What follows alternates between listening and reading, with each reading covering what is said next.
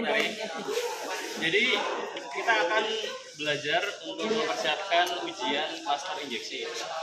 Jadi pada klaster injeksi itu skenario-nya nanti gini, mobil kondisinya trouble atau bermasalah. Biasanya kondisinya mati, tidak bisa di-starter atau intinya nggak bisa dinyalakan itu. Ya. Nah, tidak bisa dinyalakan. Langkah selanjutnya kalian harus bisa menyalakan dulu. Untuk bisa menyalakan kan kalian harus tahu dulu permasalahannya apa. Nah, injeksi ini nanti biasanya berhubungan sama kelistrikannya, kemudian sama sensor-sensornya. Nah, kemudian kalau pamannya nanti sudah ketemu permasalahannya, kalian disuruh untuk memperbaiki. Setelah bisa nyala, diperbaiki, baru setelah itu kalian ke uji emisi. Nah, di EVI sendiri untuk kelistrikannya itu yang sebelum ke situ. Syarat utama sebuah mesin bisa nyala itu ada 4. Pertama, harus ada bahan bakarnya, harus ada udaranya atau oksigennya. Yang ketiga, harus ada pengapiannya. Yang keempat, harus ada kompresi. Kalau ini tiga-tiganya ada, tapi kalau kompresinya bocor atau kompresinya lemah nggak akan bisa nyala terjadi. Ya. Makanya berhubungan dengan kompresi ini biasanya kalau dalam tune up itu paling pasti pekerjaannya adalah setel katup, nyekor katup, pasti juga. Nah kemudian, oke kita coba petakan satu-satu ya. Tadi harus ada bahan bakar. Nah bahan bakar ini posisinya kan ada di tangki ya. Bahan bakar dari tangki bisa sampai ke ruang mesin. Yang berperan apa? Komponen yang berperan? Fuel pump. Nah, jadi fuel pump ini harus dipastikan dulu nyala. Dipastikan nyala, kemudian bensinnya ada. Ya. Dipastikan sampai ke ruang bakar. Oke, itu sudah satu. Kemudian udara masuk. Selama tidak ada tikus yang nyumbat di tengah-tengah lubang atau juga empat namanya. Insya Allah ini nggak ada masalah ya. Udara tetap bisa lewat normal. Yang ketiga pengapian. Nah pengapian ini komponen yang berpengaruh apa aja? Busi, kemudian koil.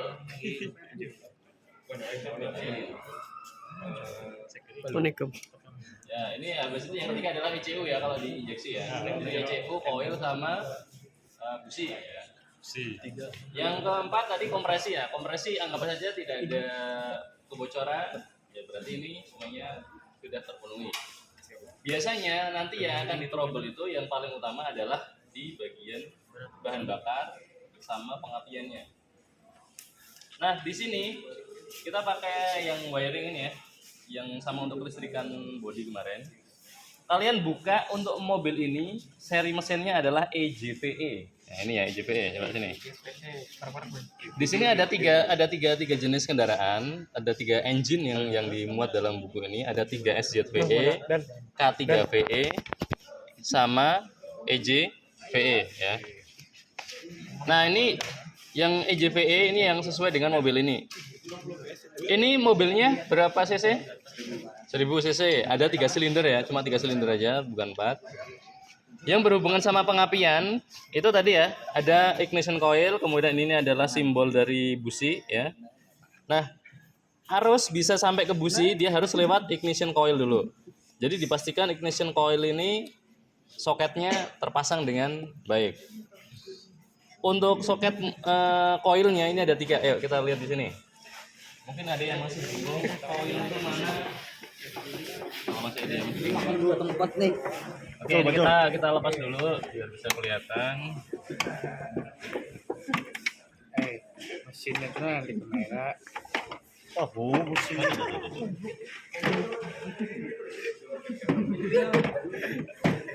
Yunus ya.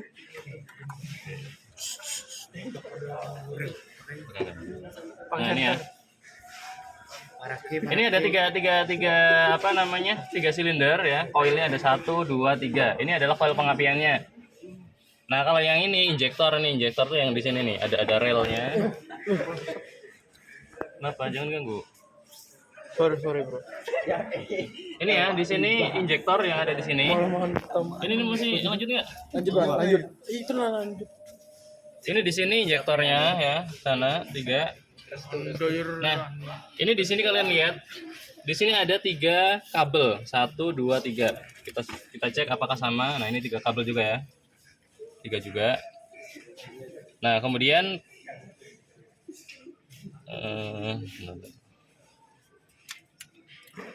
nah ini tiga kabel. Nah, di sini ada warna W itu white, kemudian ada LB ini light blue kalau nggak salah, atau black ya, blue ya. Kemudian ada white black. Yang arus standby dari baterai adalah yang white atau yang putih polos. Nah, yang ini yang paling ujung sini. Nah, ini adalah yang standby baterai. Nanti ada di sini, coba saya lihat dulu. Di sini kalian nanti disuruh untuk ngecek tegangan input koil pengapian. Jadi kalian nanti pakai AVO yang ujungnya agak lancip, nanti kita bikin. Nanti kalian ngecek di ujung yang sini, yang B baterai. Satu itu aja, Pak. Ya. Soalnya kalau kita lihat di sini, kan ini ada B, kemudian ada GND ini ground, kemudian ada IGT igniter itu yang light blue atau yang putih biru ya.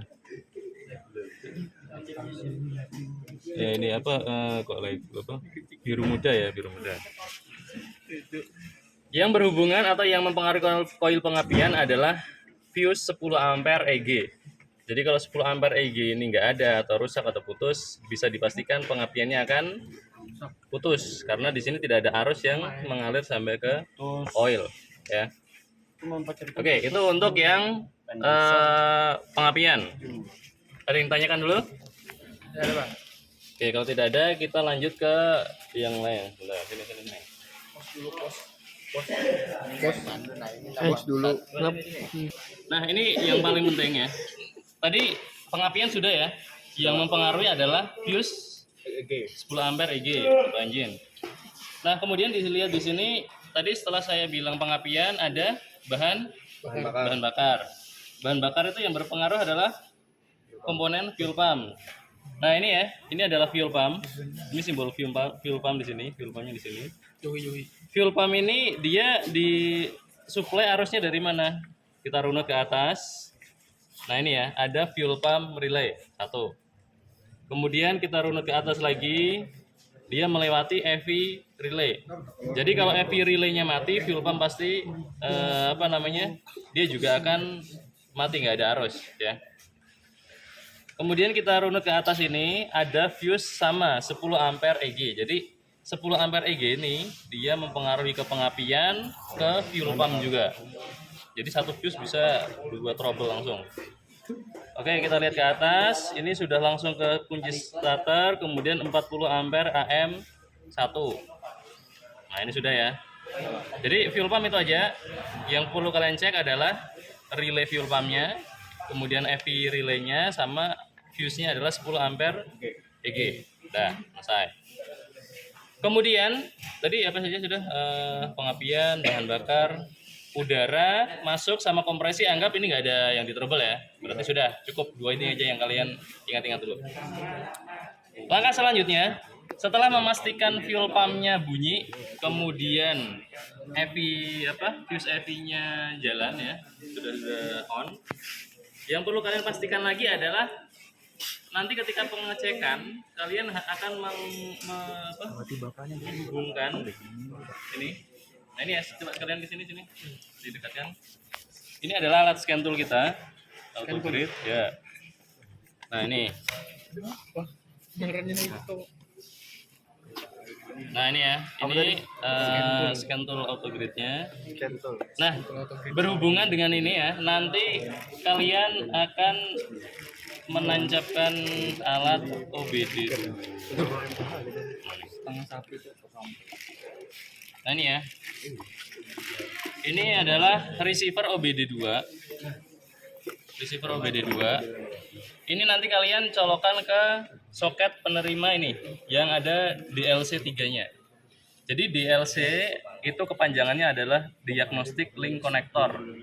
Jadi OBD2-nya yang di mobil nanti dipasangkan. Nah, berkaitan dengan ini, pastikan nanti ketika ini dicolok, ini nanti lampu indikatornya bisa nyala warna hijau. Kalau pas kalian colok tidak ada nyala ataupun kedipan sama sekali, berarti arus menuju ke OBD2 ini berarti diputus. Nah, ini kalian lihat. Ini satu kotak ini adalah OBD2.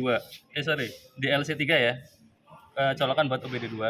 Kita runut, ini ada arus standby baterai. Dia menuju ke mana ini? Coba nih perhatikan. Nah, ini di sini dia ke 10 ampere backup. Jadi kalau fuse 10 ampere backup ini diputus atau di trouble, kalian pasti tidak akan bisa terkoneksi antara scan tool dengan mobil. Nah itu ya. Jadi pastikan ini nyala. Kalau ini nggak nyala, cek di 10 ampere backup. Jadi kalian harus tahu dulu DLC3 ini yang mana. Ya. Oke, kemudian apa lagi ya? EV relay jelas ya. Ini EV relay kalau nggak ada, ini fuel pump juga mati. Nah, sisa-sisanya tinggal ke sensor-sensor ya, sensor-sensor. Coba kita kesini dulu, saya kenalkan untuk sensor yang kelihatan dari atas. Satu set ini. Ya, throttle body ya. Ini throttle body. Yang di sini ini tuas throttle-nya. Nah, posisi ada sensor TPS namanya. TPS itu posisinya adalah di seberangnya throttle gasnya ini.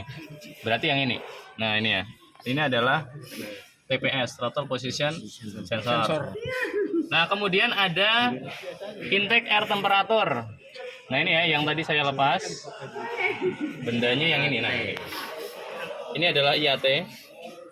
Bendanya ini. Nah, itu. Cuma kayak colokan itu aja. Dia mensensor udara masuk. Kemudian ada ini kalau tidak salah mengukur tekanan udaranya ya. Tekanan udara dari ya udara masuk dari intake ya. Manifold absolute pressure kalau nggak salah. MAP berarti. Ya, MAP ya. Oke, kemudian ini tadi sudah ya. Ini koil-koil ada 3. Nah, ini rasanya yang bikin berbet tuh ini kemarin. Soalnya ini harusnya ketika dipasang ini bisa klik. Nah, ini kliknya ini udah nggak bunyi lagi, ini udah ledes sananya nih. Nah, ditarik aja udah bisa kan. Ini sudah habis sananya. Kikis. Makanya kalau kena getaran ini longgar pasti berbet lagi. Oke, kemudian ini injektor ada di sini. Nanti kalian pengukuran di engine sense saja supaya kalian tidak perlu bongkar-bongkar ini dan tidak memakan waktu lama ya, karena posisinya agak sulit. Lama. Ya, trainer aja. Kemudian di sini coba di center sini. Asal-asal. Dulu. Sini bawah sini. Nah, ini ya, di sini ada knock sensor. Di sini ada knock sensor. Ini yang knock sensor atau yang ini ya? Kayaknya ini yang knock sensor ya. Jadi itu ada knock sensor, kemudian ada lagi di dekat sekitar water jacket itu ada engine coolant temperature untuk mensensor ya suhu mesin. Gimana? ECT. Rasanya di saluran di dekat water jacket, di dekat saluran radiator.